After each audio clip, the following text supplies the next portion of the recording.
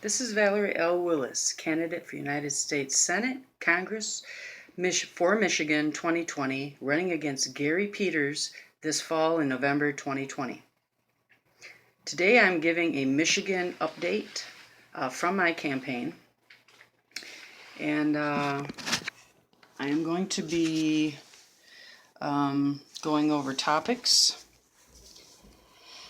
I'm going to give short stats on the coronavirus, stats on the daily death rate in Michigan, U.S.-wide stats, abortion stats, all to put everything in perspective for us. 2, I'm going to talk about the marketing campaign on TV to convince us about the new normal. 3, I'm going to talk about going back to your lives.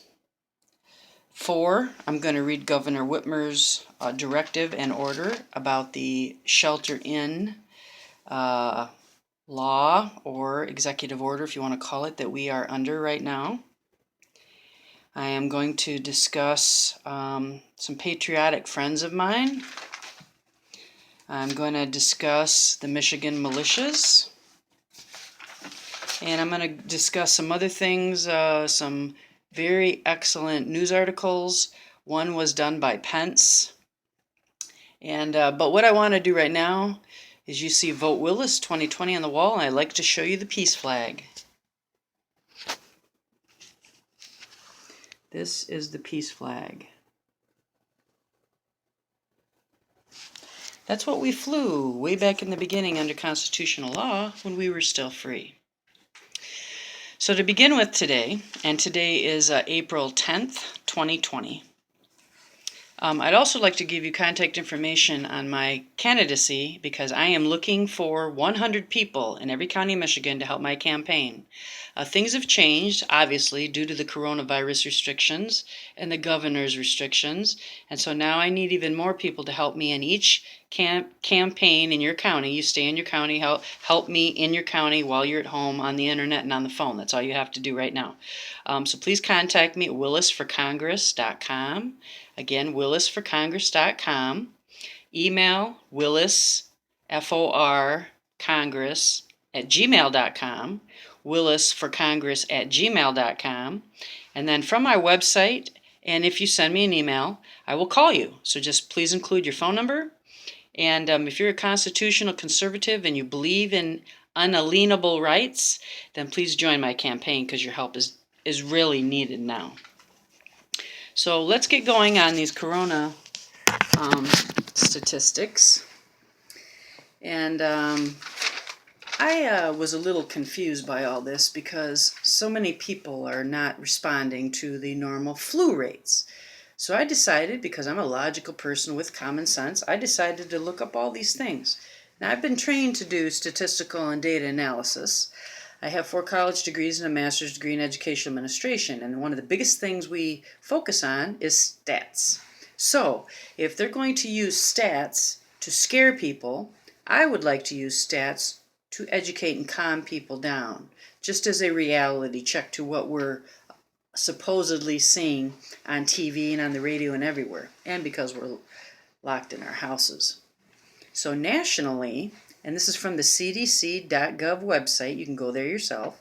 Nationally, and I quote, the age-adjusted death rate decreased by 1.1% from 731.9 deaths per 100,000 standard population in 2017. And it went down from 731.9 to 723.6. There's fewer people dying U.S.-wide. That's one statistic. Michigan average daily statistics. Now this is just specifically for Michigan, but you can look up your state too. Deaths, 262 deaths daily. That equates to 93,272 deaths yearly. Live births, 302. Abortions are 75 children daily, and 26,716 children were murdered in 2018. All the deaths count. We have to include them all to understand what we're really looking at. Next, I'm going to go U.S.-wide to the coronavirus deaths. Okay, so far for the entire United States, we have 16,739 deaths. Now, in according to the CDC, they have this bracket, and then they have plus a new number because every day it changes, right? So we got 1,925 additional deaths on top of that. Confirmed cases of coronavirus are 470,612 plus 35,751. So about 500,000 cases of coronavirus U.S.-wide. Now 26,481 plus 2335, so about 29,000 people have recovered. Okay, that's a good news statistic. Now, U.S.-wide CDC statistic on the flu. Okay, and the CDC, this is a estimate.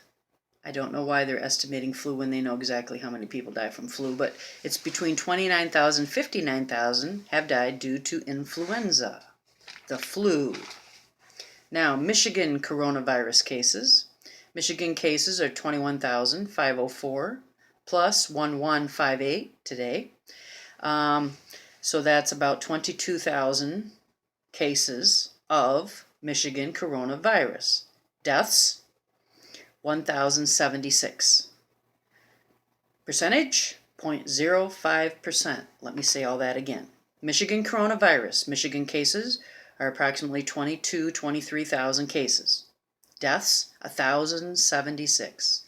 Deaths, 1,076. 0.05% is being caused deaths by the coronavirus. Now the Michigan flu, and I have on my website here, and I'm going to give you the website. And all I did was I punched up Michigan flu statistics. And it's a www.michigan.gov/documents MI flu focus. www.michigan.gov/documents/MI flu focus. What I did is I wanted Michigan flu data or statistics in. And you get a weekly influenza surveillance report. Okay? And it's from Michigan Department of Human Health and Services. Now, they've just in Michigan, the Michigan flu code estimate has decreased due to regional activity for week 13. This is mainly due to decreases in lab-confirmed flu in northern and lower and upper peninsula region for Michigan. The flu is going down, folks, in Michigan. Nationally, 162 influenza-associated pediatric deaths have been reported thus far for 2019-2020. So we have less flu in Michigan than normal. Okay. Now, it tells you Michigan flu influenza-like illness activity is 2.7% in Michigan right now. Okay. A total of 66 patients visited due to Illinois reported out of 2,413 office visits during this period. Okay.